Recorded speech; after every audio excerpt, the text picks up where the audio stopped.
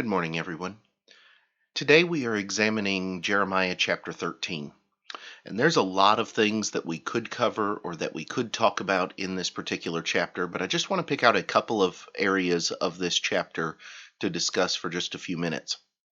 The first one is the first section of the first 11 verses, where here you have Jeremiah being given this linen sash, and God gives him some orders regarding it and what it's going to illustrate for the people. And I just want to go through and examine just some of the intricacies of what takes place here, because it's not a one day thing. This is an illustration that God sets up over a longer period of time. Notice what is said. God tells Jeremiah to go and to get himself a linen sash, put it around his waist.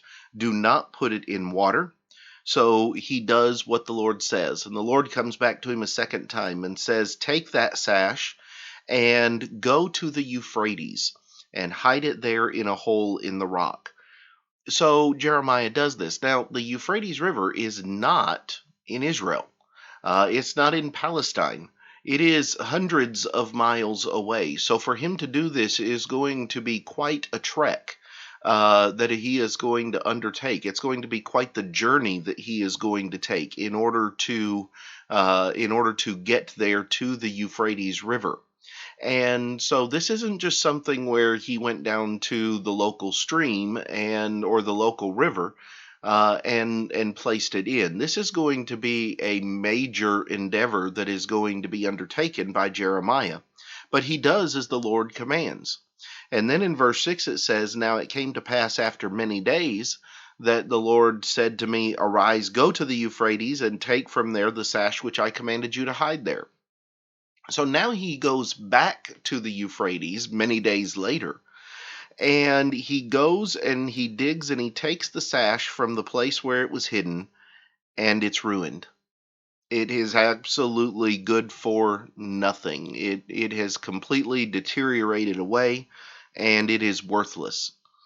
And then the Lord comes to him and says, in this manner I will ruin the pride of Judah and the great pride of Jerusalem. This evil people who refuse to hear my words, who follow the dictates of their hearts, and walk after other gods to serve them and worship them, shall be just like this sash which is profitable for nothing. For as the sash clings to the waist of a man, so I have caused the whole house of Israel and the house of Judah to cling to me, that they may become my people for renown, for praise, and for glory, but they would not hear. The principle that God is going to deliver through this sash, by the way, carrying it to the Euphrates, Babylon runs around, or the Euphrates runs through Babylon. And so it is going to be from that region. The Euphrates at that time extended beyond the borders of Babylon. But by taking it to the Euphrates, he was taking it in the direction of Babylon. And so God uses this as an illustration of the fact that these people are like a ruined sash.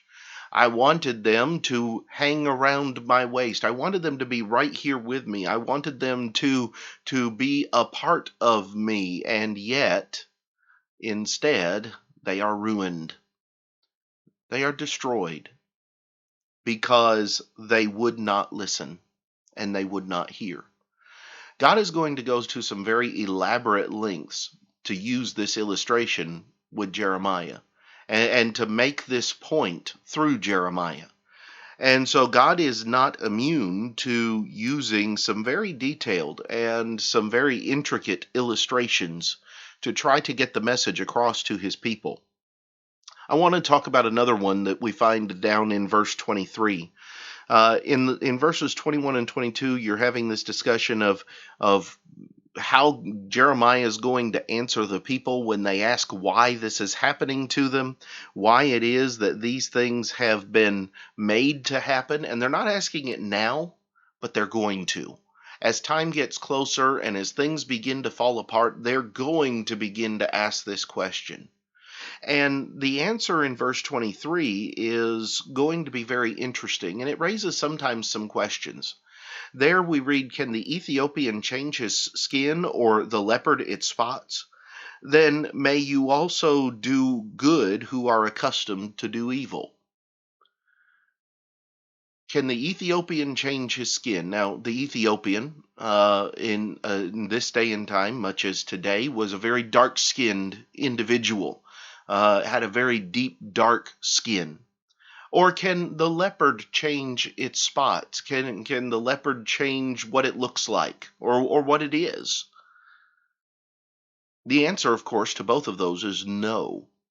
Those things can't be changed. Those things cannot be ignored, nor can they be removed. So what's the point that God is making? Because I thought anybody can change. I thought anybody had the ability to change, and that's true. There is the option for anyone to change. But I want you to notice what he says at the end of the statement. He says, "Then may you also do good who are accustomed to do evil." The word there, accustomed, it comes from a word in the Hebrew that means to be taught or to have learned. And so what he's talking about here is not just, hey, you've made bad choices in the past, but rather this is what you have been trained to do. This is what you have been trained by your fathers, by your grandfathers, by the nations around you, by everyone who is having influence over you. This is what you have been trained to be. This is the type of lifestyle that you have been trained to lead all your life. When those things are the case, it is extremely difficult, oftentimes nigh unto impossible, for somebody to change. Not because they can't, but because it has become so deeply ingrained into them that they won't. It doesn't mean God's not going to try, because look at what God has been doing the entire time throughout the book of Jeremiah, and even 100 years earlier in the days of Isaiah.